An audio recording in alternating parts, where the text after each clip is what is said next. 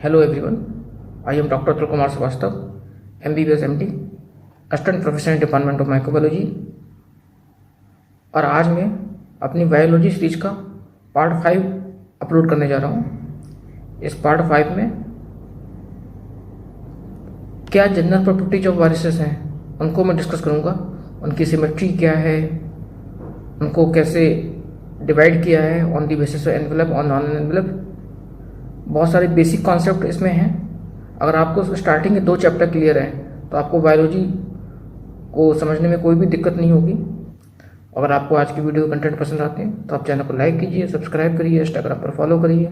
Thank you very much, see you again.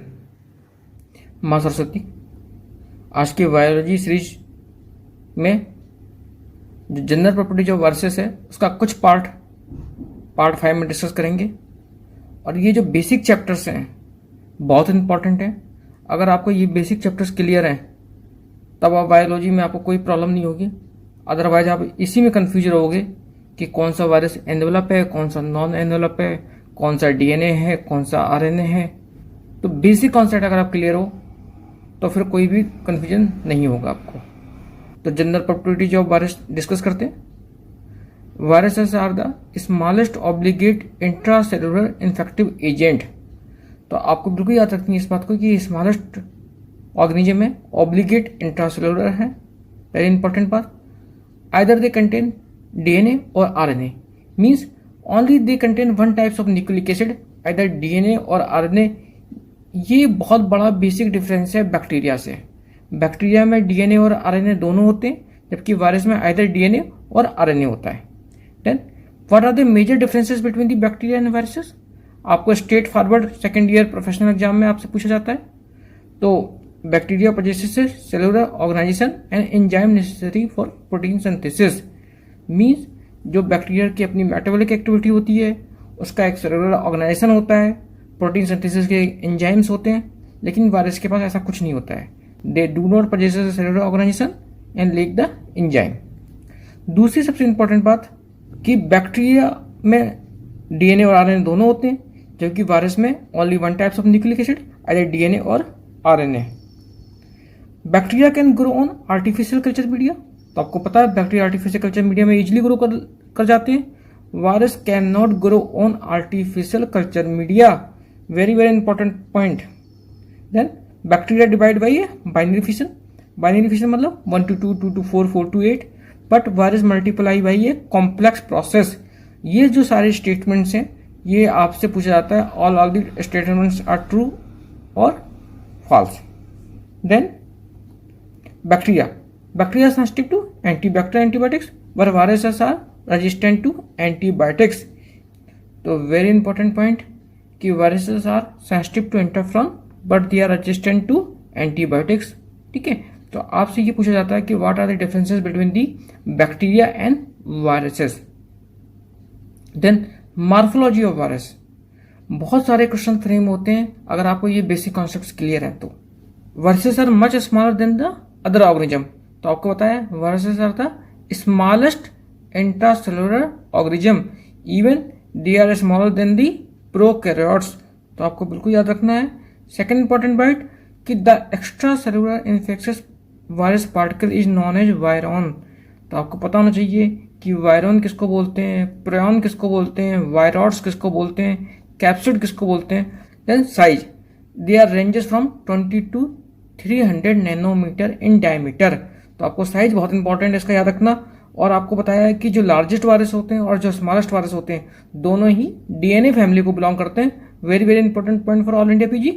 Pox virus जो होते हैं वो लार्जेस्ट वायरस है पॉक्स, और जो पार्वो वायरस है वो स्मॉलेस्ट वायरस है। और आपको बताया था तो कि जो पार्वो ही एक ट्रेडिशनल नेम है, ओल्ड नेम है। तो पार्वो वायरस ही स्मॉलेस्ट वायरस है, पार्वो वायरस ही नॉन एनवेलप वायरस है, पार्वो वायरस ही ऐसा वायरस है जो जिसमें डीएनए सिंगल स्टैंडर्ड प्रेजेंट होता है। ठीक है, तो 20 जो साइज है वो होता है पार्वो वायरस का, और जो पॉक्स वायरस का size approximately 300 nanometer in diameter होता है।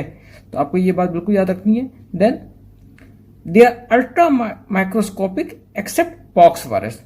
Then again very important for NEET PG, largest genome किसका प्रेजेंट होता है? पॉक्स वायरस का और हर्पीज वायरस का, ठीक है, और up to 230 to 250 kilo base pair KBP। तो आपको बिल्कुल याद रखना है, पॉक्स वायरस तो लार्जेस्ट है ही है, तो उसका जीनोम भी लार्जेस्ट होता है। साथ में आपको एक वायरस का नाम और याद रखना है, हर्पीज वायरस, ठीक है। स्मॉलेस्ट जीनोम किसका प्रेजेंट होता है? हेपेटाइटिस बी वायरस का, अप्रॉक्सीमेटली 3.2 KBP। तो आपको दोनों याद रखना है, स्मॉलेस्ट भी और लार्जेस्ट भी। याद रखना जीनोम की बात कर रहे हैं, ना कि साइज की बात कर रहे हैं। तो स्मॉलेस्ट जो वायरस है वो कौन सा है? Parvo virus. Then latest and most direct method for measuring the virus size is electron microscopy. तो मोर इंपॉर्टेंट पॉइंट इज कि लेटेस्ट और मोस्ट डायरेक्ट मेथड है, ठीक है। देन अगर आपको measuring the size of viruses, ये लास्ट ईयर PGI में क्वेश्चन पूछा गया था कि कौन कौन से ऐसे मेजरमेंट होते हैं जिनसे कि वायरस का साइज मेजर कर सकते हैं। पहला, passing through the gradual membrane filter, पहला पॉइंट। दूसरा, अल्ट्रा सेंट्रीफ्यूज, और तीसरा मेथड क्या है? इलेक्ट्रॉन माइक्रोस्कोप है। और अल्ट्रा सेंट्रीफ्यूज पर एक क्वेश्चन आपसे और पूछा जाता है कि ये किस पर डिपेंड करता है? Rate of sedimentation. और रेट ऑफ सेडिमेंटेशन मीन्स कौन सा लॉ यूज करते हैं? ये स्टोक्स लॉ। तो आपको बिल्कुल इतना पॉइंट याद रखना है कि there are 3 types of method. One is passing through gradual membrane filter, second is ultra centrifuge based on rate of sedimentation, किस लॉ को फॉलो करता है? स्टोक्स लॉ का। तीसरा, इलेक्ट्रॉन माइक्रोस्कोपी। देन आपने जनरल मॉर्फोलॉजी पढ़ ली कि कैसे आप उसको बैक्टीरिया से डिफ्रेंशिएट करोगे। स्ट्रक्चर एंड सिमेट्री क्या होती है? 3 पॉइंट्स पर अलग अलग डिस्कस करेंगे कि स्ट्रक्चर क्या है, सिमेट्री क्या है और इसका शेप क्या है। देन अब आपको याद रखना है कि ये DNA वायरस है या RNA वायरस है। तो आप सिंपल एक बेसिक कॉन्सेप्ट समझो, कोई भी वायरस होता है तो उसमें या तो DNA होगा या RNA होगा, मतलब न्यूक्लिक एसिड होगा, ठीक है। उसके बाद उसके चारों तरफ प्रोटीन की कवरिंग होगी, प्रोटीन होगा, और प्रोटीन पार्ट को क्या बोलते हैं? कैप्सिड। और जो प्रोटीन पार्ट जिस यूनिट का बना होता है उसको बोलते हैं कैप्सोमियर। तो जो प्रोटीन होता है उसको कैप्सिड बोलते हैं, और जो कैप्सिड होता है वो किसका बना होता है? कैप्सोमियर का। और उसके चारों ओर कुछ वायरस में एनवेलप होता है। तो आप इस डायग्राम को देख लो, इस डायग्राम को आपको क्लियर हो जाएगा कि ये न्यूक्लिक एसिड या तो DNA हो सकता है या RNA हो सकता है, ठीक है। उसके चारों तरफ जो कवरिंग होती है जिससे वो न्यूक्लियस से सराउंड रहता है उसको हम क्या बोलते हैं? कैप्सिड बोलते हैं। और ये कैप्सिड किस चीज़ का बना होता है? स्मॉल स्मॉल यूनिट का, जिसको हम कैप्सोमियर बोलते हैं। और उनको चारों तरफ सराउंड किए हुए मोस्टली वायरस में एक लेयर होती है, उसको हम बोलते हैं एनवेलप बोलते हैं। और ये एनवेलप के चारों तरफ कुछ प्रोजेक्टाइल स्पिक्यूल्स हैं, इनको हम क्या बोलते हैं? पेप्लोमियर।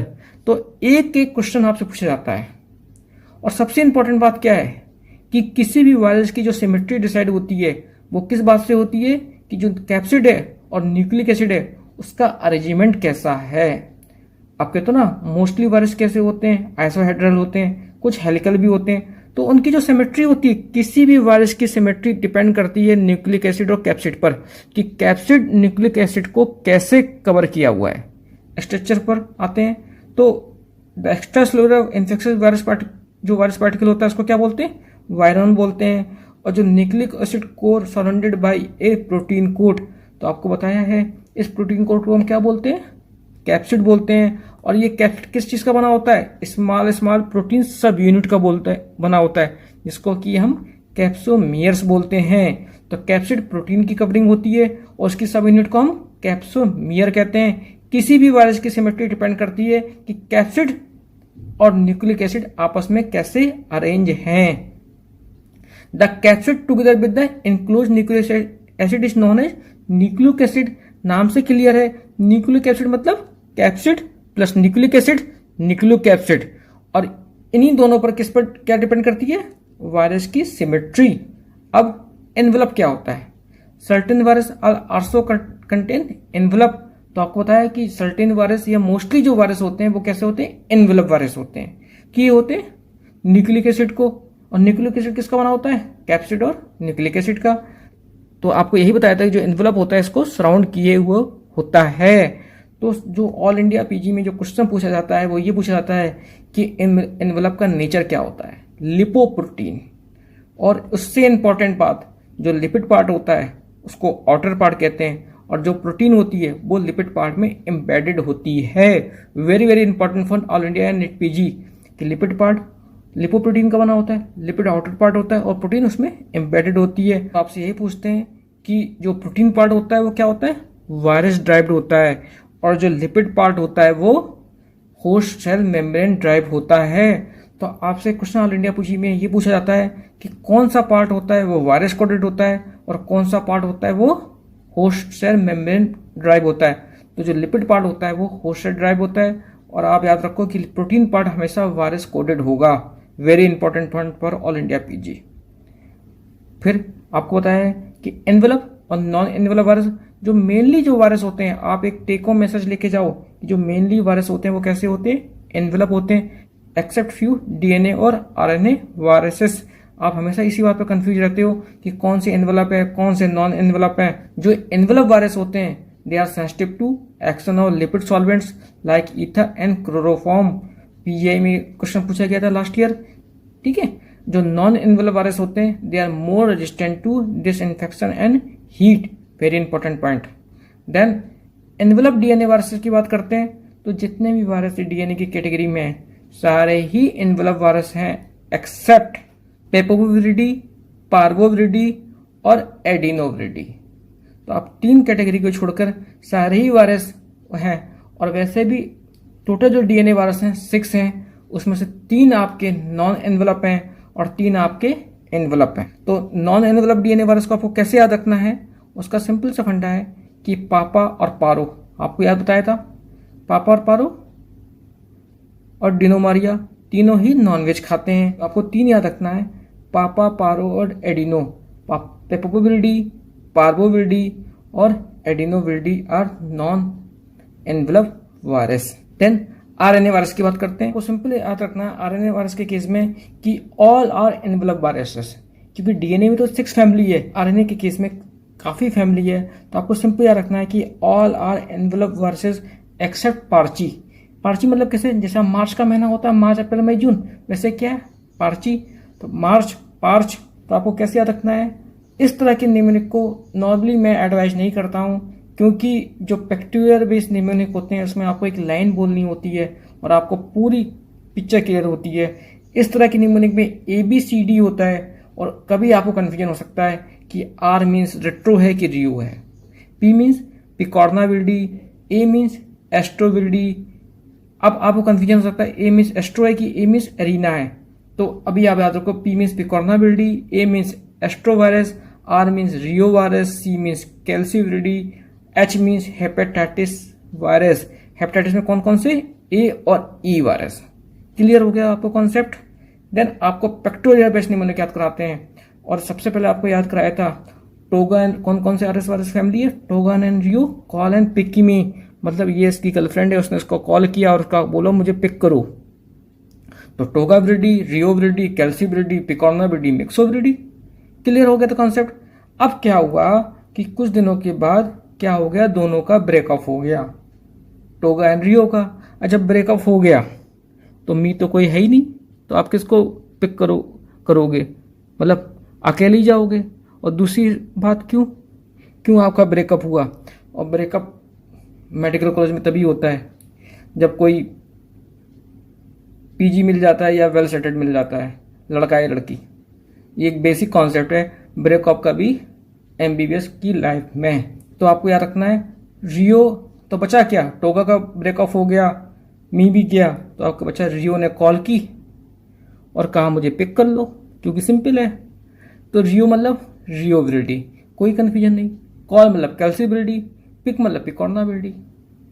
तो बैक्टीरिया बेस्ड निमोनिक की यही खूबसूरती है। क्यों उसका ब्रेकअप हुआ था, क्योंकि उसको कोई और मिल गया था, कोई और स्टार का मतलब एस्ट्रोविरिडी, ठीक है। तो एस्ट्रोविरिडी, रियोविरिडी, कॉल मतलब कैल्सीविरिडी, पिक मतलब पिकॉर्नाविरिडी, और आपको सबसे लास्ट में याद रखना है हेपेटाइटिस A वायरस और E वायरस। देन पेप्लोमेर क्या होता है, पेप्लोमेर क्या होता है, कई सारे क्वेश्चन पेप्लोमेर पर बनते हैं कि they are protein subunits are expose as a projectile spikes on the surface of the envelope. तो आपको कैसे बेसिक कॉन्सेप्ट क्लियर करना है कि आपका ये तो न्यूक्लिक एसिड हो गया, उसके चारों तरफ क्या हो गया, प्रोटीन कोटिंग, उसको क्या बोलते हैं, कैप्सिड। कैप्सिड किसका बना होता है, कैप्सोमियर का, और उसको सराउंड किए क्या हो गया, एनवेलप। बात हो रही है पेप्लोमियर की। तो पेप्लोमियर जो होते हैं ये प्रोटीन के प्रोजेक्शंस होते हैं जो कि एनवेलप को सराउंड किए हुए होते हैं। तो they are protein subunit exposed as a projectile spikes on the surface of envelope. तो कोई कंफ्यूजन ना हो जाए कि पेप्लोमियर किस चीज का बना होता है, और सिंपल सी बात है, पी मतलब प्रोटीन, पी मतलब पेप्लोमियर। तो they are protein subunit के बने होते हैं, प्रोजेक्टाइल होते हैं, स्पिक्यूल्स जैसे होते हैं। अब आया symmetry. Symmetry are determined by the arrangement of capsid and nucleic acid. कहने का मतलब यह है कि किसी भी वायरस की सिमेट्री डिपेंड करती है कि जो कैप्सिड है, जो प्रोटीन की कवरिंग है, वो न्यूक्लिक एसिड को कैसे सराउंड करके रख रही है। तो इसी बात पे डिपेंड करती है। तो आप देख लो, सिंपल सी बात है, जो यहाँ पर कैप्सिड है वो क्यूब है और यहाँ पर क्या है, स्पाइरल है। तो दो तरह की सिमेट्री बहुत कॉमन होती है। कुछ बुक में 3 तरह की सिमेट्री भी दी गई है, लेकिन अभी आप याद रखो कि 2 तरह की सिमेट्री होती है। जो पहली सिमेट्री होती है उसको आइकोसाहेड्रा कहते हैं या क्यूबिकल कहते हैं, और दूसरी होती है हेलिकल सिमेट्री। तो आपको सारे कंफ्यूजन, बेसिक कॉन्सेप्ट दूर होते जा रहे हैं कि जो मोस्टली कॉमन जो सिमेट्री होती है वो कौन सी होती है, आइकोसाहेड्रल होती है मोस्ट कॉमन सिमेट्री। और आइकोसाहेड्रल सिमेट्री कैसी होती है, रिजिड स्ट्रक्चर होता है, क्योंकि क्या बन रहा था, क्यूब बन रहा था। और उसके बाद जो सबसे इंपॉर्टेंट बात है कि टेक होम मैसेज, कि जितने भी डीएनए वायरसेस होते हैं सब में ही आइकोसाहेड्रल सिमेट्री होती है एक्सेप्ट पॉक्स वायरस। और आपको बताया था पॉक्स वायरस जो होता है लार्जेस्ट वायरस होता है और मोस्ट कॉम्प्लेक्स होता है, इसलिए उसकी सिमेट्री को क्या बोलते हैं, complex symmetry. Then second symmetry कौन सी है, हेलिकल सिमेट्री। अगर हेलिकल सिमेट्री का मतलब होता है जो कैप्सिड है वो हेलिक्स जैसे अरेंज है न्यूक्लिक एसिड के चारों तरफ। तो आपको टेक होम मैसेज याद रखना है। तो आपको एक चीज याद रखनी है कि जितने भी वायरस होते हैं सबकी सिमेट्री कैसी होती है, आइकोसाहेड्रल, बता चुके हैं, एक्सेप्ट कुछ आरएनए वायरस। क्यों आरएनए वायरस की बात कर रहे हैं कि डीएनए वायरस तो सारे ही आइकोसाहेड्रल हो गया, उसमें एक वायरस को छोड़कर, कौन सा, वो है पॉक्स वायरस। उसमें सिमेट्री कैसी होती है, ये कॉम्प्लेक्स होती है। आरएनए वायरस में जितने वायरस हैं सभी ही आइकोसाहेड्रल होते हैं एक्सेप्ट फ्यू वायरस। आपको एक सिंपल सा निमोनिक याद रखना है, दोनों तरह के निमोनिक, ABCD वाले भी और पिक्चर बेस भी। तो MRF बाई, सिंपल सी बात है, M मीन्स मिक्सोविल्डी, M से और कुछ है ही नहीं है वायरस की फैमिली में, आप देखना नाम से। R मीन्स रैप्डोविल्डी, यहाँ पर आपको कंफ्यूजन हो सकता है कि रैप्डो है कि रियोविल्डी है। F मीन्स फिलोविल्डी, और याद रखो जहाँ भी मोस्ट, हमेशा तो नहीं लेकिन 90% केस में जहाँ भी फिलोविल्डी है वहाँ पर साथ में एरिनाविल्डी भी है।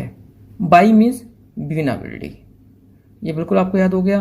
देन आपको दूसरा निमोनिक याद कराते हैं जो आपको कहते हैं पिक्टोरियल निमोनिक कहते हैं, कि मेरी अरीना, ठीक है, मेरी अरीना ने बुलेट खरीदी है। बुलेट, बुलेट माने क्या होता है, गोली खरीदी है, बाई की है। इस कौन सा टाइम चल रहा है, इसमें कोरोना टाइम चल रहा है। तो अगर आप इस टाइम में कुछ करोगे ऐसा तो आप पर क्या केस होगा, केस फाइल हो जाएगा।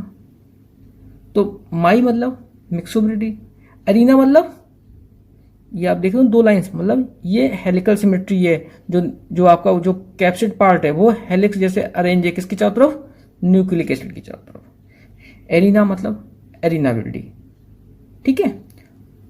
बुलेट, आपको पता है कि बुलेट से वायरस कौन सा होता है, एक ही फैमिली है, रैप्डोविरिडी। बाई मतलब ब्यूनाविरिडी, कोरोना टाइम चल रहा है, कोरोनाविरिडी। और फाइल मतलब filoviridae. Then very very important point for NEET PG, और एक जो एक्सेप्शन पहले याद कराया था आपको कि all the DNA virus have icosahedral symmetry except pox virus. तो पॉक्स वायरस में सिमेट्री कैसी होती है, complex symmetry. Final take home message क्या है कि ऑल द वायरसेस, चाहे वो डीएनए हो चाहे वो आरएनए हो, सारे ही आइकोसाहेड्रल सिमेट्री होती है एक्सेप्ट माई एरिना, मेरी एरिना ने बुलेट खरीदी है। कोरोना टाइम में उस पर केस फाइल हो गया है। सेगमेंटेड जीनोम, ये भी आप याद कर लो अभी। सेगमेंटेड जीनोम किस में प्रेजेंट होता है, तो याद रखना है जो सेगमेंटेड जीनोम की हम बात कर रहे हैं वो आरएनए वायरस की फैमिली के लिए कर रहे हैं, ना कि डीएनए वायरस की। पहला इंपॉर्टेंट पॉइंट, ठीक है। तो कभी कोई कंफ्यूजन ना हो कि आपके ऑप्शन में डीएनए वायरस हो और आरएनए वायरस, तो डीएनए वायरस तो पहले से अलग हो गए। आरएनए वायरस के केस में B for bunyaviridae, O means orthomyxoviridae, R means reoviridae, A means arenaviridae, ठीक है। तो ब्यूनाविरिडी में कितने सेगमेंट होते हैं, 3। ऑर्थोमिक्सोविरिडी में कितने होते हैं, 7 या 8। रियोविरिडी में 10 to 12 और एनाविरिडी में 2।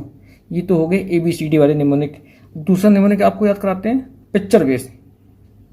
तो आपको पता है कि 2 लड़कियां थी, एक रियो और एक अरीना, और पता है आपको 2 लड़कियां कभी एक साथ तो रह ही नहीं सकती हैं, लड़के फिर भी रह लें। तो ये दोनों लड़कियां आपस में रह रही थी, बोर हो गई, चली गई दूसरी वाली, और दूसरी कौन थी, एरीना ही होगी, कि रियो तो यही है। तो रियो मतलब reoviridae, arena means arenaviridae, B means बोर, B means bunyaviridae, O means orthomyxoviridae. उसके बाद शेप, तो आपको बताया था कि वायरस की जो मॉर्फोलॉजी है उसमें सबसे इंपॉर्टेंट बात यही होता है कि स्ट्रक्चर क्या है, उसका सिमेट्री क्या है, और तीसरा क्या, शेप क्या है। पॉक्स वायरस का जो शेप होता है कैसा होता है, ब्रिक। और आपको बताया था कि पॉक्स वायरस कैसे होते हैं, मोस्ट कॉम्प्लेक्स वायरस होते हैं। देन एडिनो वायरस, इसका शेप कैसे लग रहा है, जैसे कोई स्पेसशिप में कोई व्हीकल जा रहा हो, मतलब स्पेसशिप इसकी शेप होता है। TMV, tobacco mosaic virus, plant में कॉमन होता है, कैसा है, रोड शेप होता है। तो आपसे पूछ सकते हैं। एस्ट्रो वायरस, जो एस्ट्रो वायरस का शेप होता है, एस्ट्रो माने क्या होता है, वैसे ही पता है, एस्ट्रो माने स्टार शेप, बार बार आपको याद करा रहे हैं। तो स्टार शेप होता है, इसके नाम पर ही इसकी फैमिली का नाम पड़ा है। देन रेबीज वायरस, बताया आपको, बुलेट बाई करी है, बुलेट मतलब आपको पता ना, बंदूक की गोली ऐसी तो होती है, बुलेट शेप। तो कौन सा वायरस है, रेहेब्डो वायरस या रेबीज वायरस, या ठीक है। देन एरिना वायरस, और ये वेरी इंपॉर्टेंट है, आपसे ऑल इंडिया में पूछा गया था कि एरिना वायरस का शेप कैसा होता है। जब आप इलेक्ट्रॉन माइक्रोस्कोप से देखोगे तो उसका जो शेप आता है सैंड स्प्रिंकल शेप आता है। एरिना का मतलब ही होता है सैंड, इसलिए आप याद रखो, सैंड स्प्रिंकल शेप आता है। Then filo virus, very very important image for all India PG, कई बार पूछा गया है। फिल्लो वायरस कैसे होते हैं, फिलामेंट शेप होते हैं। और बेसिकली जो ये इमेज है फिल्लो वायरस में कौन आता है, एबोला वायरस, एबोला की शेप है। तो कई बार आपसे पूछा गया है। रियो वायरस कैसे होते हैं, व्हील शेप, तो आपको बताना है कि व्हील शेप होते हैं, रियो वायरस होते हैं। तो इसका मतलब ये है कि अभी तक आपने जनरल मॉर्फोलॉजी देख ली, उसकी आपने उसका स्ट्रक्चर देख लिया, उसकी सिमेट्री देख ली, उसका शेप। अब आते हैं केमिकल प्रॉपर्टीज में। केमिकल प्रॉपर्टीज 2 ही चीज की होती है, क्योंकि उसके अंदर होता है, एक न्यूक्लिक एसिड होता है, दूसरा प्रोटीन होता है। तो न्यूक्लिक एसिड पर डिपेंड करती है, और वायरल प्रोटीन पर डिपेंड करती है, या लिपिड पर डिपेंड करती है। तो न्यूक्लिक एसिड अगर आपको एक्सट्रैक्ट करना है तो ट्रीटमेंट विद डिटर्जेंट्स और फिनॉल, ये लाइन आपसे पूछी जाती है कि कैसे करोगे, ट्रीटमेंट विद डिटर्जेंट और फिनॉल से। सेकंड क्या है, वायरल प्रोटीन्स एंड लिपिड। तो जो प्रोटीन क्या डिटरमाइन करता है, antigenic specificity of the virus, मतलब एंटीजेनिक नेचर। इसके आगे आने पार्ट में क्या रेप्लिकेशन करता है, क्या वॉन मैग्नस फिनोमेना होता है, सब डिस्क्राइब करेंगे। तो अगर आपको आज के चैनल के कंटेंट पसंद आते हैं तो आप चैनल को लाइक कीजिए, सब्सक्राइब करिए, इंस्टाग्राम पर फॉलो करिए। Thank you very much, see you again.